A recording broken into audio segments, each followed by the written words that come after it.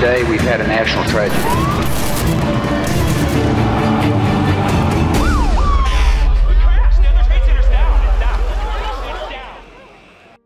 The coverage of the story on television was unfolding and continuing.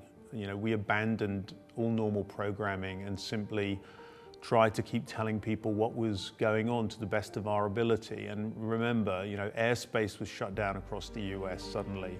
A lot of communications were shut down across the US. So it was very difficult to get hold of people, to get through to people. It was a pre-social media moment. So you weren't seeing people sharing things and posting things.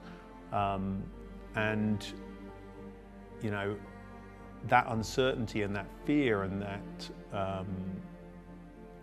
inability really to make sense of what had happened, I think was how we experienced the day, and probably how viewers experienced the day too. You know, the picture that stays with me that I always remember is of a man appearing just covered in dust and debris, you know, like a human shape rather than a human being, and just emerging from a cloud.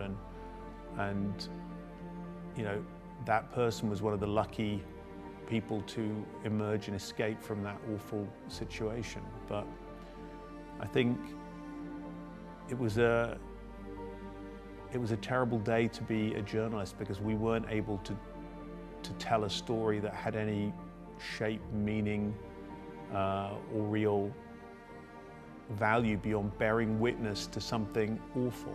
And I think that's something that, as a journalist, you ask yourself the question of, you know, is the coverage that you're providing delivering what the terrorists wanted to deliver, you know? And yet at the same time, people have this insatiable thirst for information, for any tidbit, for any detail that you can provide.